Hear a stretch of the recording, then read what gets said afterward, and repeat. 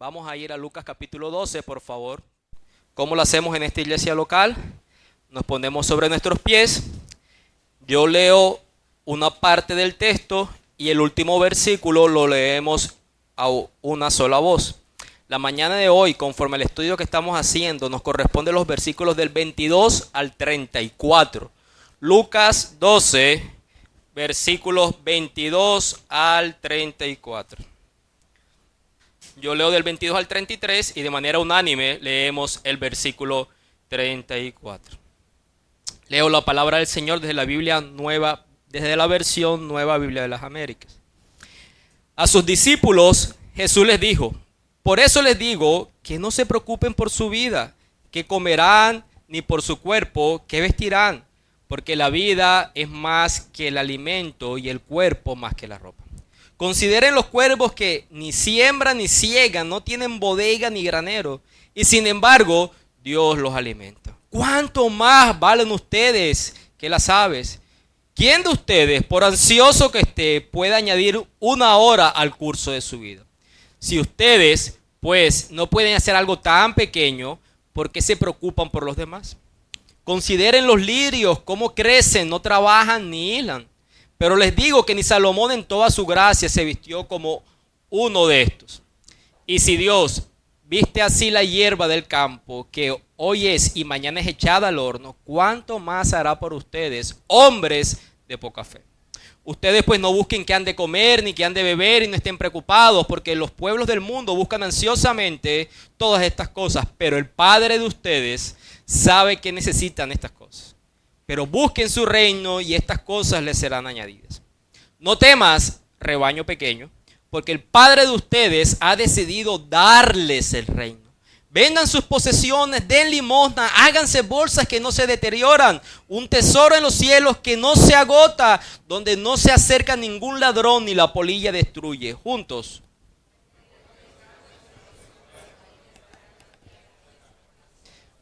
Allí también estará su corazón. Vamos a orar. Padre amado Dios, gracias por tu bondad y tu misericordia, por la oportunidad que nos has dado de estar aquí en este día, porque nos has dado un medio para llegar, un transporte en el que poder venir a esta casa que nos protege del clima, Señor. Gracias porque hemos podido leer tu palabra, Señor. Pero queremos de esa gracia que es tu propia presencia para poder que esta palabra permee nuestros corazones. Queremos no solamente ser oidores de tu palabra o lectores de ella, queremos vivir a la luz de esa realidad, Señor. El llamamiento tan grande que tú haces a nuestras vidas solo puede ser vivido en dependencia de tu poder, de tu Espíritu Santo, Dios. ¿Qué se interpone entre eso? Nuestro propio pecado, las debilidades y pecados del predicador. En todo esto queremos que tú seas superior, Señor, para poder comprender tu palabra y para que solo tú seas glorificado en esta mañana, Señor. Dependemos de ti, Señor. Bendito seas. Amén y amén. Pueden sentarse. Solo una nota comercial. Estoy estrenando, es lo que ya se dieron cuenta. Y hay un sonidito, pero es mi respiración. O sea, se escucha. Vamos a darlo más lejos. A ver cómo probamos. Ok. Ligeros ajustes. De aquí en 6 meses yo creo que ya. Pero me gusta tener las manos libres por 2 motivos. Predico con las manos. Y porque puedo tomar el café con más facilidad mientras voy predicando. Yo creo que sí, era que lo tenía como muy cerca. Soy novato en micrófonos. Ahí se escucha mejor, porque lo que se escuchaba era como el golpe de la respiración. Ok. Sí, ahí está. Bien. Gracias a los hermanos que ponen esto. ¿Dónde estamos? ¿Dónde estamos? Lucas 12. Y Lucas 12 ha sido el direccionar de Cristo hacia sus discípulos. Incluyó una interrupción. Pero él empezó diciéndole a sus discípulos en el versículo 1, cuídense de algo, la levadura de los fariseos, que era que la hipocresía. Luego, más adelante, vimos la vez pasada, donde hizo la advertencia usando una parábola, una ilustración, y era acerca de un rico tonto, un rico insensato, que consideraba, usándolo en la parábola, que su vida dependía de sus bienes por la interrupción que un hombre le presentó para que resolviera la disputa de una herencia. Y luego de responder a ese hombre, él se dirige a sus discípulos, a la multitud, y estén atentos y cuídense de toda forma de avaricia, de codicia. Ahora, según la lectura que hemos hecho en el versículo 22, dirigiéndose a sus discípulos nuevamente, en pocas palabras dice, no se preocupen por su vida. Lo que hemos estado escuchando es a Jesús direccionando el corazón de su pueblo en un propósito de pastorearlos, de guiarlos, advirtiendo contra la hipocresía, advirtiendo contra la codicia, advirtiendo con la preocupación excesiva que él describe con una palabra, con ansiedad, que pueden experimentar sus discípulos. Estamos en las manos de nuestro médico espiritual. Estamos en la mano de nuestro buen pastor, en la dirección y sabiduría de él, guiando a su pueblo. Y eso nos encanta, hermanos, porque si hemos venido aquí, tenemos una convicción que separados de él, nada podemos hacer. Hemos confiado no solamente para nuestra salvación, hemos confiado para nuestra santificación, para nuestra dependencia del Señor. Y él es el puerto seguro que nuestra alma necesita. Él nos está direccionando y la mañana de hoy quiero hablar acerca de un punto particular. Yo sé que si yo digo estas palabras, muchos se van a tener presente un sermón y era huérfanos ansiosos o hijos confiados, que fue el sermón del pastor Andrés hace como un mes más o menos. Y este texto tiene que ver con eso. Y hasta el día miércoles en la mañana mis planes eran venir aquí y decirle, hermanos, no vamos a leer los versículos del 22 al 34. El pastor Andrés predicó hace poco sobre este tema. En su memoria está, les envío el link de YouTube, pueden repasarlo, vamos a avanzar, vamos a estar en el 35 en adelante. Sin embargo, Lucas, a diferencia de Mateo, pastor Andrés utilizó el texto de Mateo. El pastor Andrés es el pastor de Riguacha, para los hermanos que nos acompañan por primera vez, pastor plantador de esta iglesia que de vez en cuando viene y nos acompaña. Y él predicó recientemente de este texto, desde Mateo, pero Lucas añade algo en los versículos 32 al 34, que cuando yo estaba con eso, otro versículo del apóstol Pablo en Hechos donde dice, yo no me he rehusado a enseñarles todo el consejo de Dios, taladró mi conciencia como pastor de ustedes, y no pude ser, ¿cómo sería? Yo no diría que perezoso, pero no pude usar ese recurso de la predicación de él para pasar por alto por este texto. Porque este texto, al finalizar, tiene algo que no fue enseñado por el pastor Andrés porque obviamente no estaba en el texto de Mateo. Por lo tanto, van a notar algunas cosas parecidas, pero el sermón tiene otro punto adicional de lo que él predicó en esa ocasión. Título del sermón, tentación para mí, titularlo Rebaño Pequeño. Suena llamativo para mí ese título, y lo digo porque saben que saco los títulos del texto. Pero creo que hay algo dentro de esta porción de la unidad de pensamiento que se repite dos veces, que creo que le da honor a la unidad de pensamiento o al tema de la unidad de pensamiento. Se encuentra en el versículo 30 y se encuentra en el versículo 32. Y es el Padre de ustedes. El Padre de ustedes, y ese es el título del sermón acerca del Padre de ustedes. Ahora, como les mencioné, aquí está Jesús haciendo un pastoreo al corazón de sus discípulos, direccionándolos, diciéndoles no se preocupen. La raíz de esa palabra es interesante porque la raíz etimológica de la palabra significa dividir. La raíz de la palabra preocuparse significa dividir. Y es lo que sucede cuando estamos preocupados, porque no nos permite seguir en un camino, sino que somos atraídos hacia diferentes direcciones. Cuando usted está excesivamente preocupado o está inquieto o está ansioso, usted sabe que tiene que seguir por una dirección o algún suceso de su vida y sabe que hay opciones y eso lleva a la preocupación. Una de las cosas que sucede con la preocupación es que simplemente no estamos seguros de dónde estamos o hacia dónde nos dirigimos. Nuestros pensamientos se dividen, se distraen y de hecho eso tiene un efecto sobre nosotros mismos.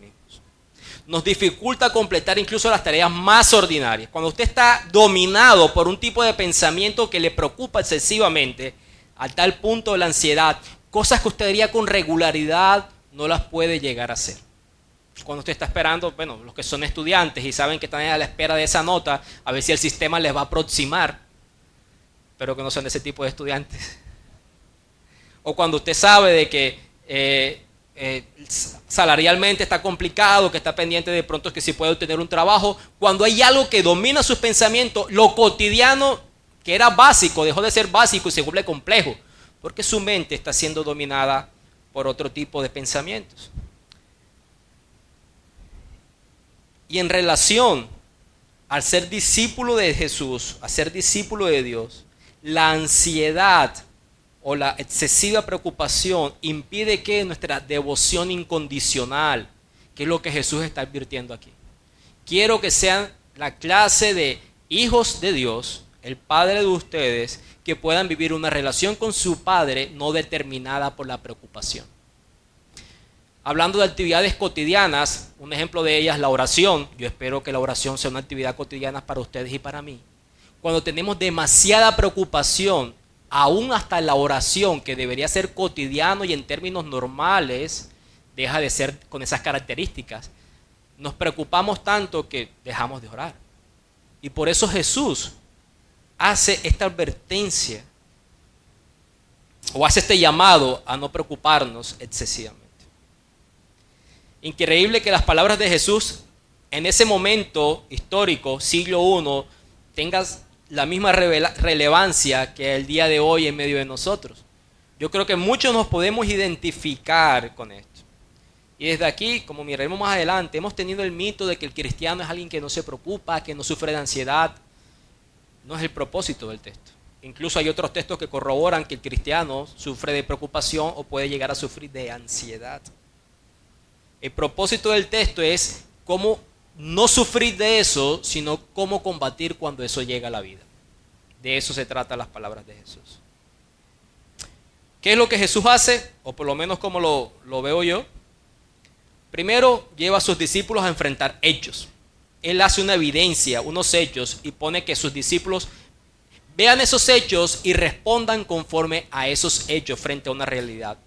Segundo, establece una prioridad, que es el versículo 31, ese sería el segundo punto, los lleva a ver cuáles son las prioridades que debemos tener en la vida. Y tercero, los inclina a presentar una adoración sin temor. Adorar a Dios sin temor. Son los 3 puntos de esta mañana. Como les mencioné, el primero de ellos es que sus discípulos afronten los hechos, versículo 22 hasta el versículo 30.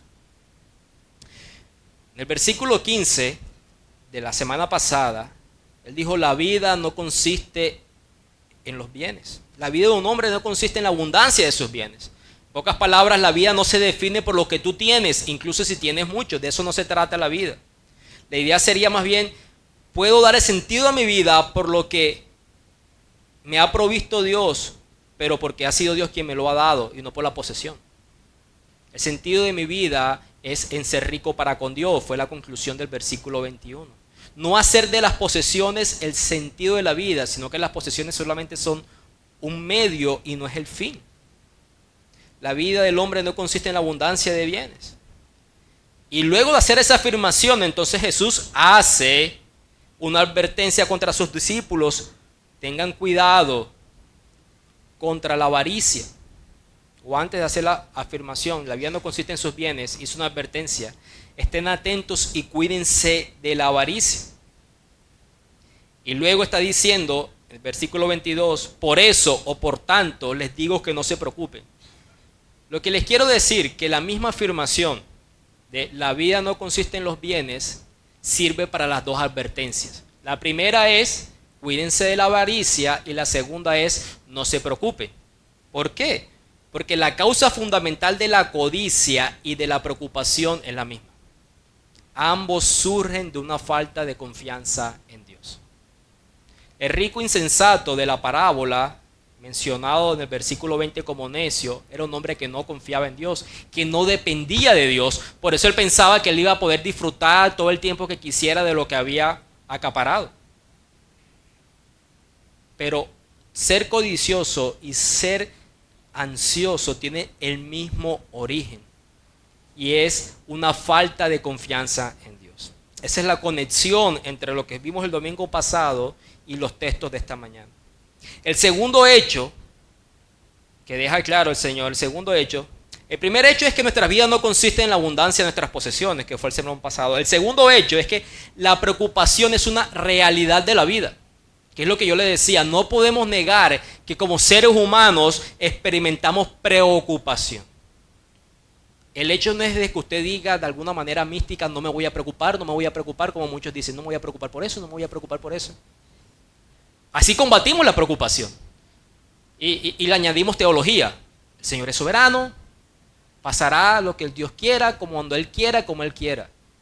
La manera de combatir la preocupación o la ansiedad no es decir meramente no me voy a preocupar. La preocupación es una realidad de la vida, no solo para el incrédulo, como lo dice el Señor más adelante, sino también para el creyente. Jesús no está abordando una situación teórica hacia sus discípulos. Es posible que lleguen a preocuparse. No, Él está dando una serie de instrucciones específicas. Él les dice en el versículo 22, no se preocupe. En el versículo 25, a manera de pregunta, ¿funciona la preocupación? Y en el versículo 26, ¿por qué se preocupan? Esto debe ser un estímulo para nosotros, hermanos. Porque muchas veces, como les mencioné, hemos tiranizado o hemos condenado que un cristiano, si está preocupado, es evidente que quizás no sea cristiano. No, el hecho es que aún un cristiano genuino experimente la preocupación. Es cómo reaccionamos frente a eso. Aquí está hablando Jesús a aquellos que realmente viven con Él, duermen con Él, lo escuchan. Tenían a Jesús ahí encarnado y aún así eran personas que se preocupaban.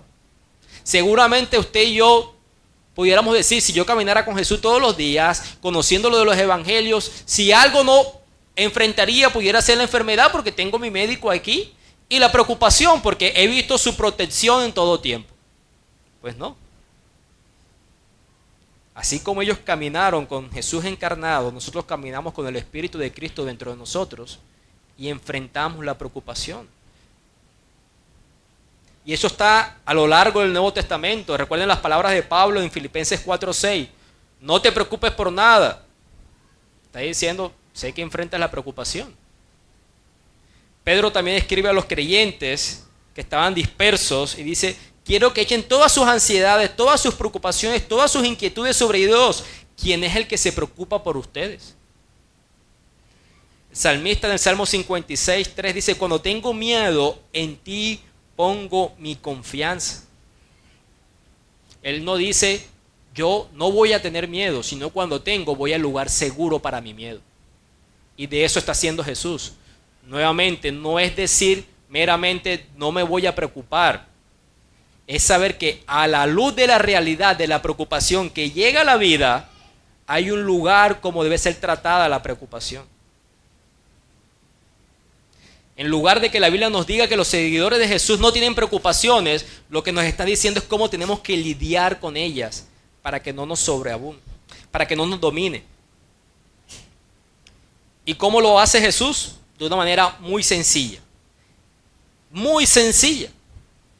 No sé cómo enfrenta usted la preocupación. Piense, ¿cómo enfrenta usted la preocupación? ¿Con un café? ¿Cómo lo hace? ¿Con un cigarrillo? ¿Con música? ¿Con una conversación? La manera de Jesús es hacer un llamado a sus discípulos a pensar. Eso puede ser extraño. Las palabras del versículo 24, consideren, que es la misma palabra del versículo 27, consideren, esa palabra considerar, el significado de esa palabra en el original es pensar, mirar, prestar atención, percibir.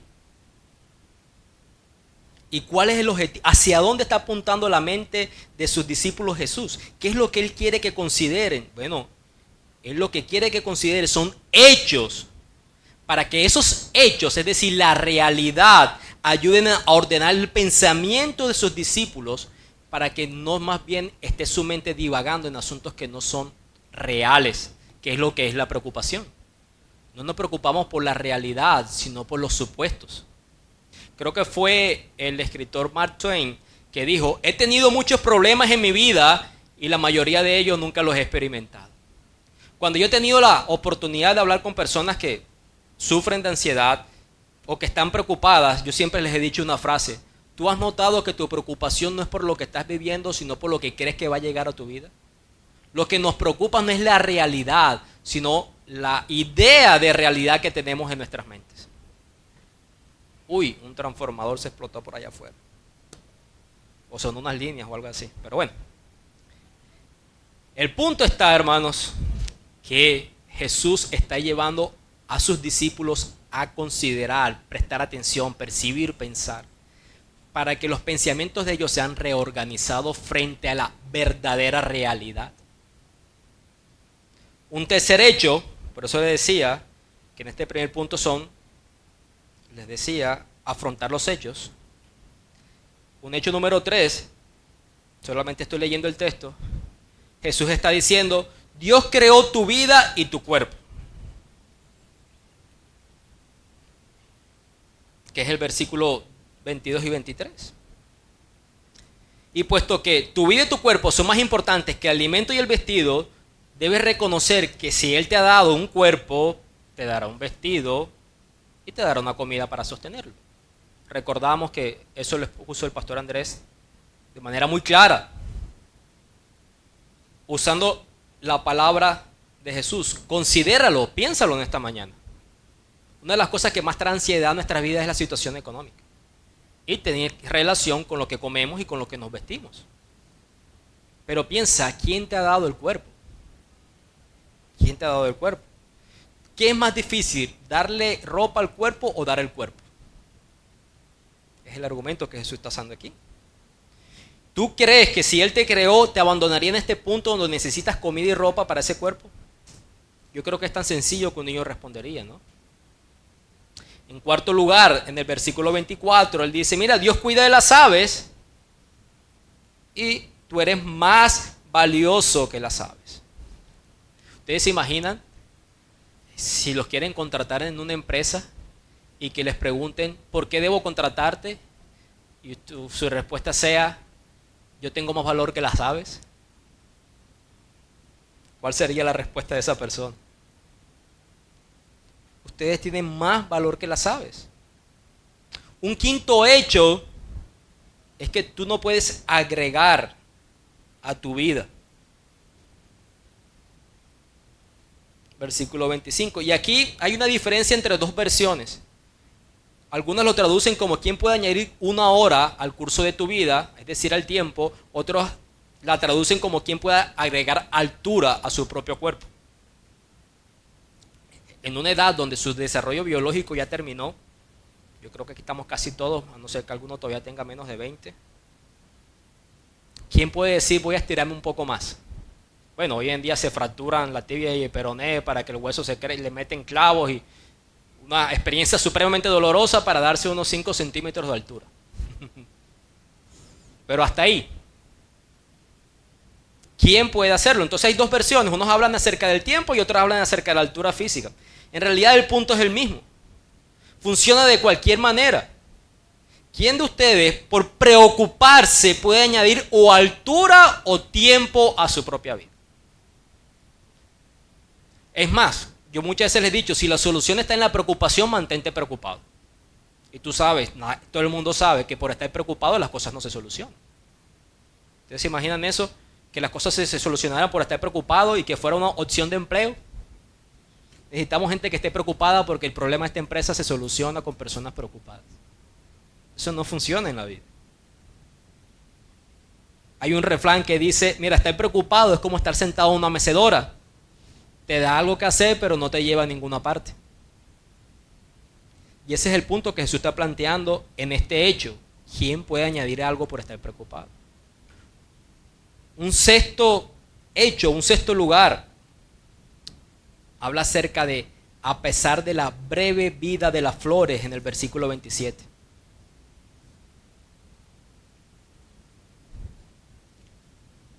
Independientemente si usted es varón, usted reconoce que las flores son bonitas. No tiene que ser una dama, una mujer para apreciar la hermosura de las flores y de los olores y de los colores. Sucede como el café, que lo mejor se exporta y lo que son los residuos quedan para consumo interno. Yo no sé si usted ha podido conocer las rosas que se exportan.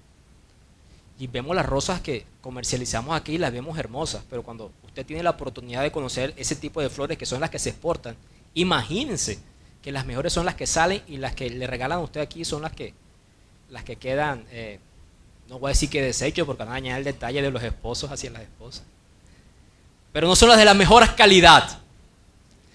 Hay una hermosura en las flores. Y es el argumento, es un hecho, es una realidad, no, las flores son hermosas. Estamos hablando acerca de ellos. Y frente a ese hecho, Jesús está diciendo, piénsalo. Tú miras y ves las flores y ellas son absolutamente hermosas. Y las personas 10 veces mejor vestidas del universo ni siquiera pueden acercarse a lucir tan maravillosas como son las flores. Él utiliza el ejemplo de Salomón. Con todo lo que Salomón era, ni siquiera se pudo vestir como una de ellas. Si Dios hace que las flores sean absolutamente hermosas, al vestirlas, ¿crees que no cuida de tu vestido? ¿Crees que no lo haría? Nuevamente, Él está dando hechos, ¿vieron? Está dando hechos.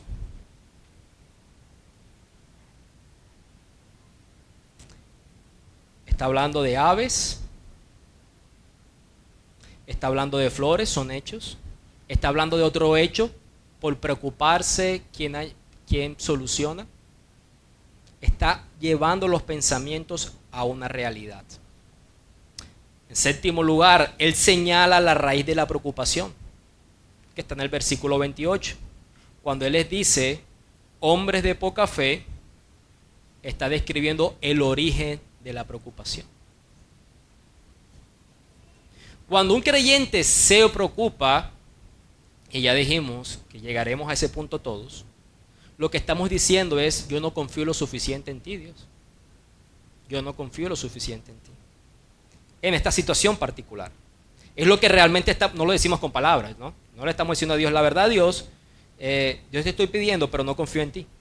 No, no se trata que lo digamos con palabras, pero es la realidad. Por eso Jesús dice, hombres de poca fe.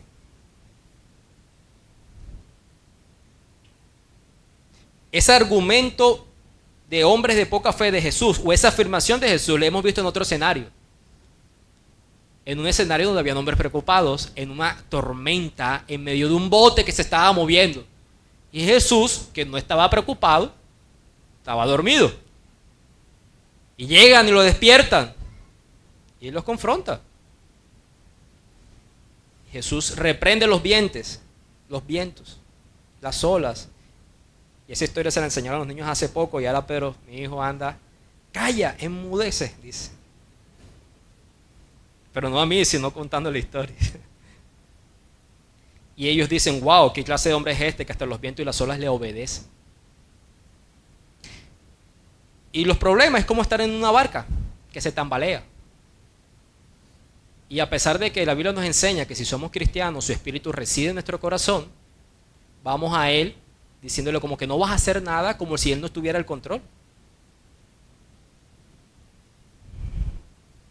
Sea cual sea la situación, puede ser enfermedad, puede ser situación económica. El problema cuando estamos preocupados es la evidencia de la poca fe o confianza, dependencia que tenemos en Dios. La preocupación surge como el resultado de la poca fe ejercida en la práctica. Por eso Jesús dice, hombres de poca fe. Yo sé y los veo, y yo sé que ustedes son personas sensatas. Yo tendría que decirte, afronta los hechos tú mismo. Todo lo que está aquí sucediendo, todo lo que Jesús está haciendo, aplícalo a tu propia vida. Repite estos hechos. Él está diciendo, quiero que consideren estos hechos, estas cosas, y reflexionen. Piensa en lo que te preocupa, piensa en lo que te pone ansioso. Todos tenemos un área, algunas común, otras no. Pero piensa a la realidad frente, o compara, contrasta lo que te preocupa con estos hechos que Jesús está diciendo aquí.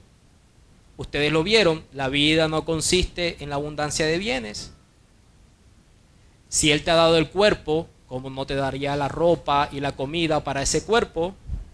Si Él cuida de las aves y las alimenta, ¿cómo no te va a proveer para ti alimentos, que eres más importante que las aves? Si Él viste a las flores, si ha hecho las flores hermosas, ¿cómo no te va a dar vestido para ti?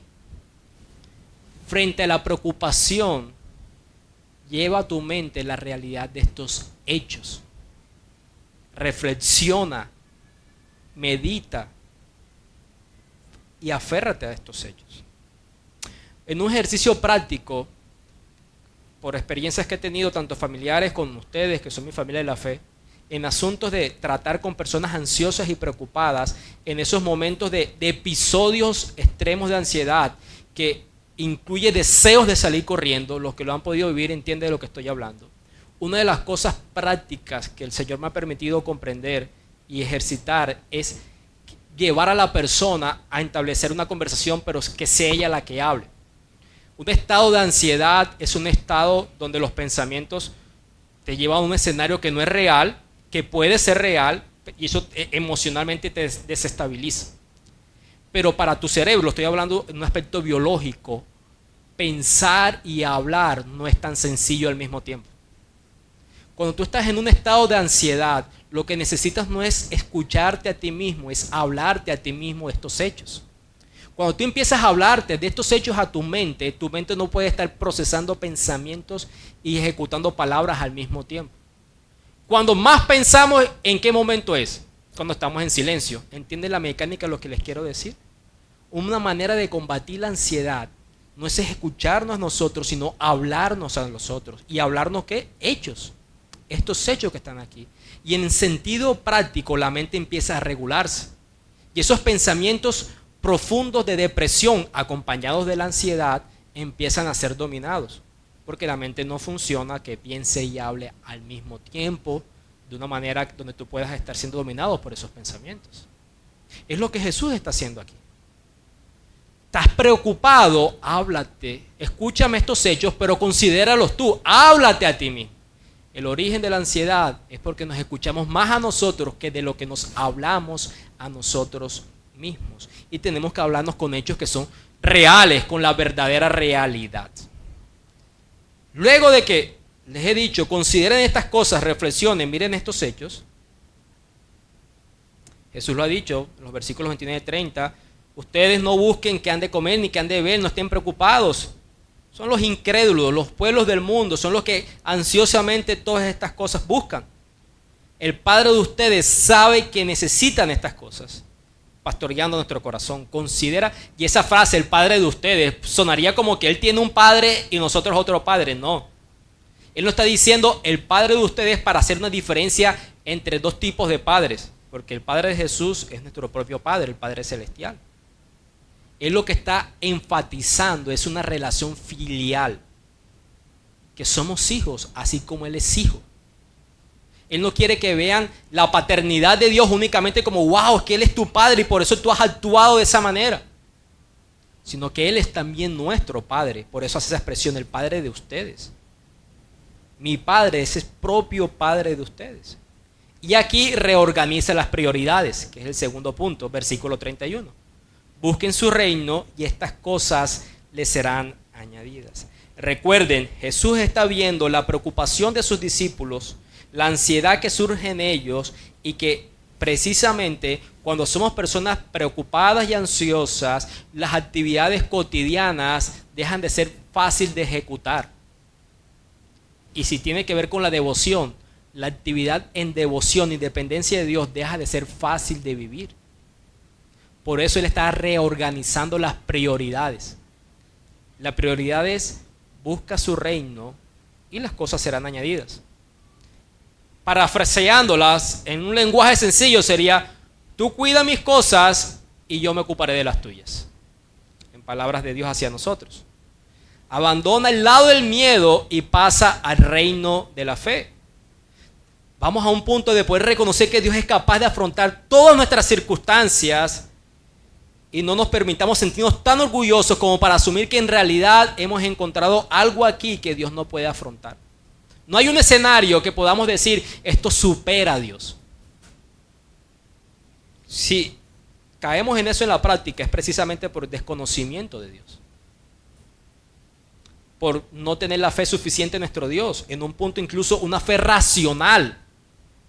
No es solamente el mero pensamiento de que tú puedes hacer todas las cosas. No, es que racionalmente hablando, a la luz de las Escrituras, tú puedes decir en qué punto el plan de Dios ha sido retenido. Veíamos, decía Chay ayer en la reunión de hombres que hablábamos acerca de Jonás, Dios tenía un propósito para una nación y aún la rebeldía del instrumento que él tenía no fue suficiente para detener su propósito. Hasta un pez grande envió. En el deseo de un hombre suicida. Porque él envía el pez, no pensemos de que cuando Jonás se tiró de la barca o dijo, écheme, tenía un deseo piadoso por aquellas personas que no fueran como de sufrir un daño colateral. Él quería escaparse de esa responsabilidad. Y Dios le dijo, no te vas a escapar. Y envió un pez. Ese Dios es el que nos dice que podemos confiar plenamente en Él y que busquemos su reino con regularidad. Si lo notan, esto es totalmente contrario, y si usted ejerce esta profesión, no se moleste conmigo, pero usted tiene que reconocer que eso es lo que le han enseñado, a lo que los psicólogos o desde la psicología contemporánea se abarca en un problema de ansiedad y preocupación y depresión. Porque muchas veces el enfoque en medio de una persona que está sufriendo de eso, ¿cuál es? El yo. El yo. Mira, estoy ansioso por esto, estoy ansioso por aquello, esto me preocupa demasiado. No veo en qué me pueda apoyar, en tener un puerto seguro. No hay nada realmente externo a mí, a lo que yo pueda aferrarme y apoyarme y sentirme seguro. Y lo que vamos a encontrar en ese tipo de tratamientos es confía en ti que tú puedes. Vamos, sé valiente, tú puedes. Confía en ti y lo vas a conseguir. No hay lugar más seguro. El único refugio seguro que tú tienes es encontrarte a ti mismo. Como usted duerme consigo mismo, usted sabe que ese no es el lugar seguro. Jesús lo sabe. Y Jesús está diciendo todo lo contrario. Mira, aparta la mirada de ti. Yo creo que no existe un lugar más preocupación para nosotros cuando nos vemos a nosotros mismos. Cuando se te dice, por ejemplo, que tengas que hacer algo en público, ¿qué entra en nosotros? Ansiedad y preocupación. ¿Por qué? Porque está dependiendo de ti. ¿Y qué tal si yo las embarro? Depender de nosotros, el resultado es preocupación y ansiedad. Si la vida cristiana dependiera de nosotros, obviamente así la vivimos muchas veces. Lo que sucede es preocupación y ansiedad. No estoy disminuyendo la responsabilidad que tiene el hombre de buscar a Dios. De eso está apuntando Jesús, a esa responsabilidad humana, pero reorientando las prioridades. El centro no somos nosotros. Aparta la mirada de ti mismo, busca primero el reino. En pocas palabras, inclínate ante el rey, y el rey es Jesús. Reconoce que Él es soberano sobre todos los asuntos del tiempo, que es maestro de nuestro destino, que Él conoce nuestro nombre, que ve cada lágrima que cae, que Él nos escucha cuando lo llamamos. Y bueno, ¿eso significa que ya no te preocupas más? No, nuevamente no. Aún en eso, todavía dice, no te preocupes, en el versículo 32. Buscar su reino y su justicia no te lleva a que no te preocupes. Lleva a la solución a cuando te hayas preocupado. ¿Cuál es la diferencia entonces? Si igual voy a estar preocupado sin buscar su reino, voy a estar preocupado después de buscar su reino. Es que entiendes en esencia que hay pecado en ti cuando no confías en Dios. Además, es inútil, es innecesario, es debilitante, pero sigue siendo normal en tu vida. Él mismo dijo a esa pregunta, ¿es útil que te preocupes? ¿Puedes añadir algo a eso? ¿Puedes solucionarlo? Es inútil. Es inútil. Mucho cuidado, hermanos, en sentido de evangelístico o de evangelización, compartir con alguien el evangelio para llevarlo a que no esté preocupado. Ciertamente, hermanos, podemos depender de nuestro Padre, pero si usted presenta el evangelio como la solución a la preocupación, es como cuando usted presenta el evangelio cuando alguien tiene un problema matrimonial para que se le solucione, o porque tiene una enfermedad, o porque tiene un problema financiero. Dios puede obrar en eso y lo ha hecho, pero no es lo que Él ha prometido. Él ha prometido sacarnos del reino de las tinieblas y llevarnos al reino de Dios. Sacarnos de una muerte espiritual y llevarnos a ser parte de su familia teniendo vida espiritual. Él ha prometido dejar de ser de nuestros enemigos, ser sus enemigos, perdón, para ahora ser sus amigos. La reconciliación es el llamado que Dios hace y ofrece en Cristo Jesús. La preocupación es una realidad, pero la manera en que la enfrentamos es distinta entre el incrédulo y el creyente. Ese es el punto de Jesús. Pastor Andrés lo concluyó de una manera maravillosa. Mira, si tú eres un huérfano, vivirás ansioso. Si eres un hijo, vivirás confiado. Y aquí viene la tercera parte y el punto final del sermón, y es una adoración sin temores. Nuevamente, la preocupación nos lleva a no hacer las prácticas ordinarias con facilidad, más bien dispersos. Y Jesús está diciendo, mira, no temas en lo que necesitas, pero tampoco temas al momento de adorar. Y hace una afirmación en el versículo 32 cuando dice, no temas, rebaño pequeño, porque el Padre de ustedes ha decidido darles el reino. ¿Cuál es la esencia de la adoración? Adoración es atesorar a Dios como infinitamente valioso por encima de todo. Adorar a Dios como infinitamente más valioso por encima de todo. En hebreo se dice que Jesús es mejor. Jesús es superior a los ángeles, a Moisés y a todo lo demás. Las formas externas de adoración son los actos que muestran cuánto atesoramos a Dios. La manera que tú adoras es el resultado del valor que tiene Dios para ti en tu corazón. Por lo tanto, todo lo que tú haces en la vida debe ser de adoración. Y Pablo lo resumió, ya sea que comas, bebas o hagas cualquier cosa, toda la vida, hazlo para mostrar cuán valiosa es la gloria de Dios para ti. En 1 Corintios capítulo 10. Y el dinero es una manera, o es una parte de nuestra vida y una parte muy importante. Dios quiere que esa gran parte de nuestra vida también evidencie adoración a Él. Porque toda la vida tiene que hacer adoración. Ustedes han notado que algunas congregaciones, por ejemplo, el momento de las ofrendas no lo hacen como lo hacemos nosotros, sino que hay un lugar reservado, como que al terminar el servicio, mira, ese es el lugar para las ofrendas o las transferencias electrónicas, lo que sea. Eso es válido. ¿Por qué nos gusta a nosotros tener un momento particular? Y no sé si lo haremos durante toda la vida de la iglesia, quizás en algún momento cambiemos. También entiendo que en las iglesias que son más grandes, tener un momento particular requiere un poco más de tiempo y otras cosas dentro de la logística. Pero ¿por qué nos gusta hacerlo después de las alabanzas y antes del sermón? Para recordarnos a nosotros que sigue siendo un acto de adoración. No es como un interludio para que ustedes se acomoden, se estiren después que cantaron. Las ofrendas es un acto de adoración.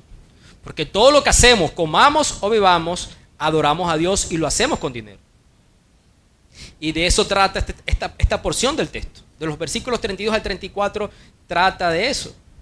Y lo que sucede es que la preocupación en esta área financiera nos puede llevar a perdernos de adorar a Dios como Él es digno de ser adorado en esa parte de nuestras finanzas. En realidad es un texto sobre adoración.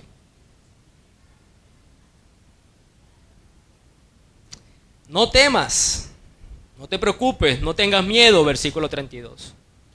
Le dice rebaño pequeño.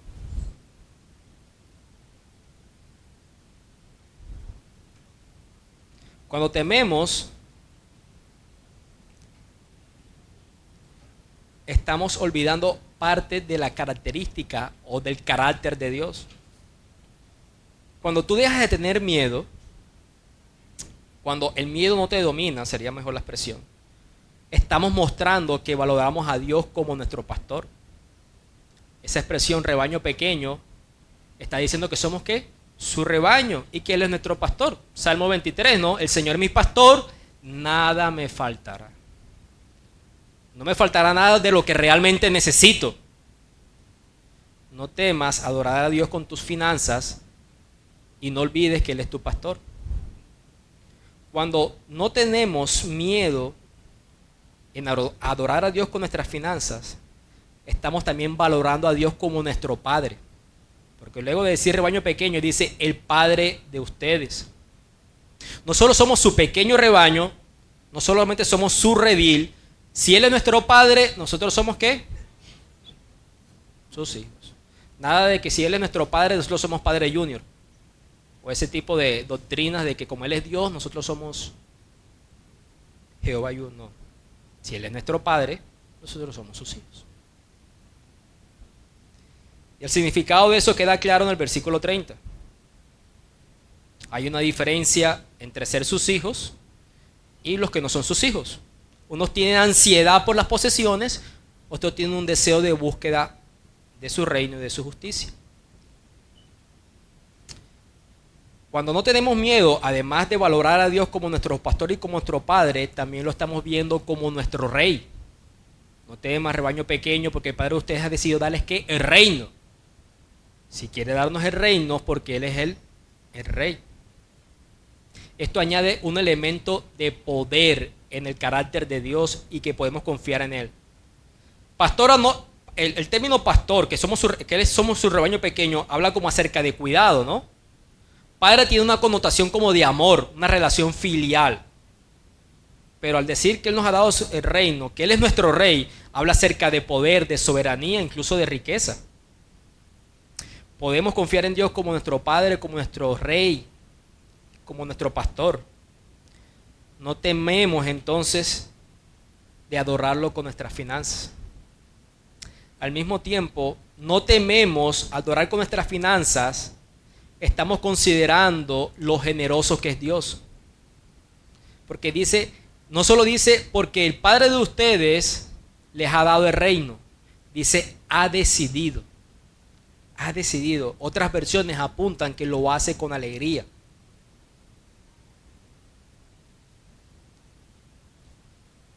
Él lo hace con alegría. Es interesante eso, ¿no? Dice que lo hace con buen placer. Lo que Él lo ha dado, a Dios le satisface. Lo que Dios nos da a nosotros, a Dios le satisface. Por eso Pablo en 2 Corintios capítulo 9 dice, mira, darlo de buena voluntad. Porque Dios ama al dador alegre, porque Él es un dador alegre.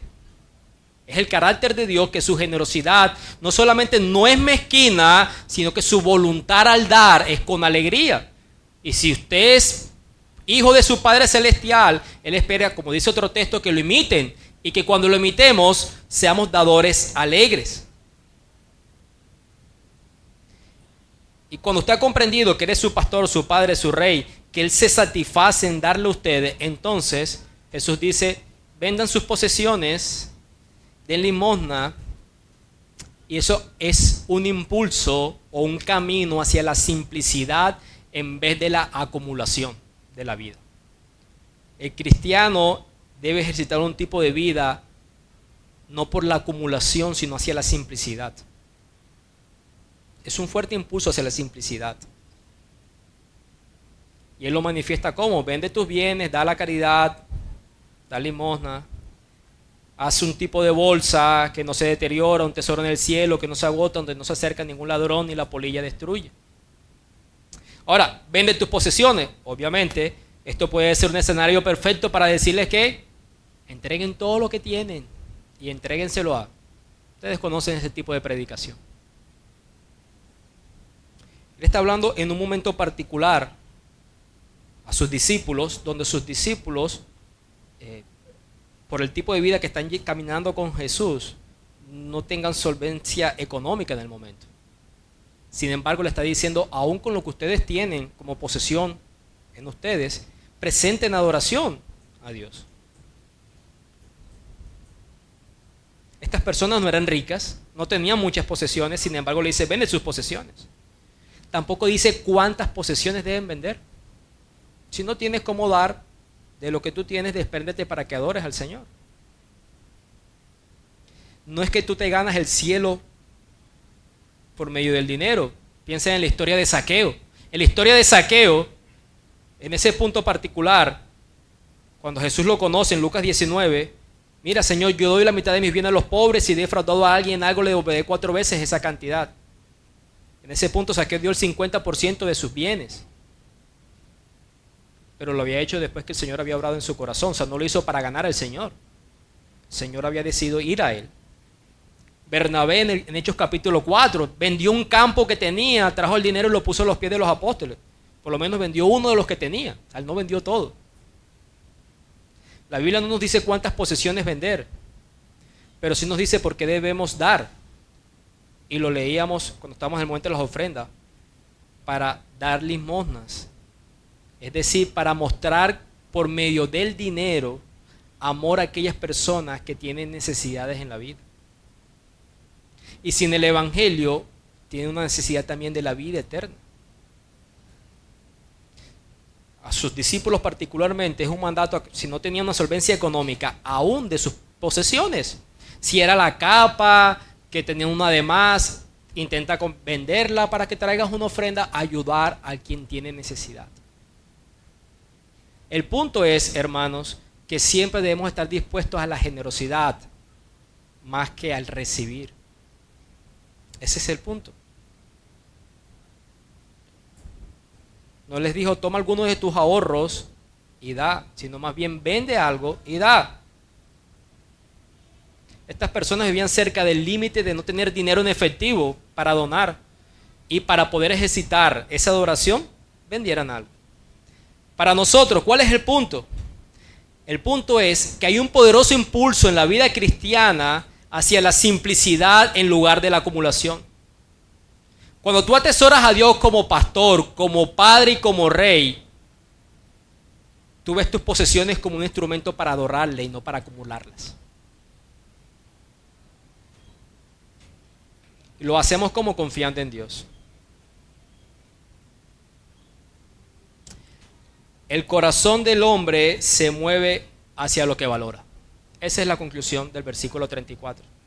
Donde está el tesoro de ustedes, allí también estará su corazón. ¿Cómo lo podemos interpretar?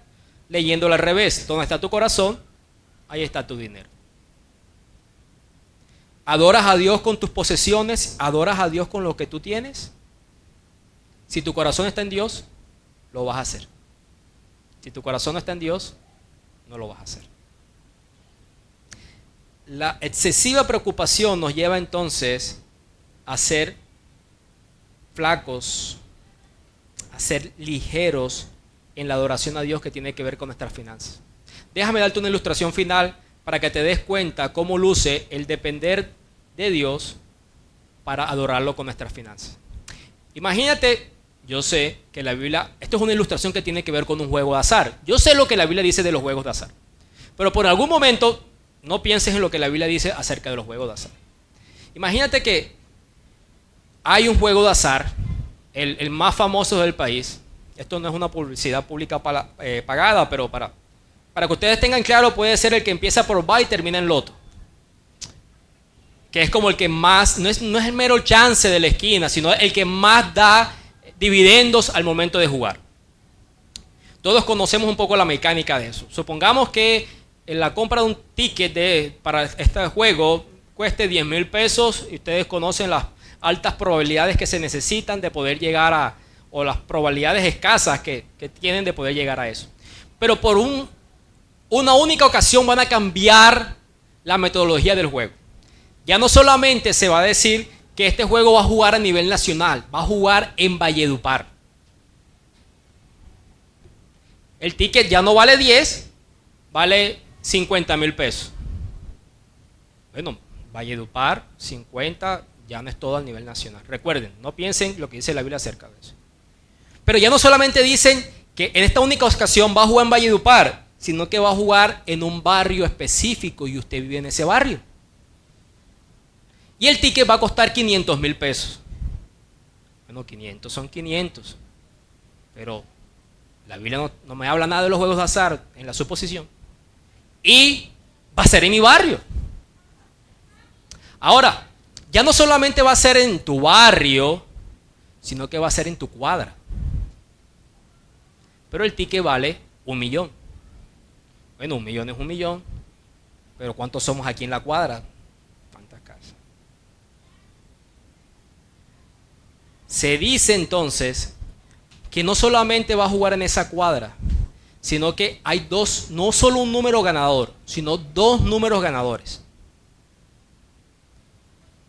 Y los 2 números van a caer en la misma casa. Pero el ticket vale 5 millones. Luego se dice entonces que dentro de los 2 números que pueden ganar, solamente hay, es como si se jugara, supongamos que el número que usted tenga que escoger con su familia no es esa gran cantidad de opciones, sino que es del 1 al 10, y hay 2 opciones de ganar.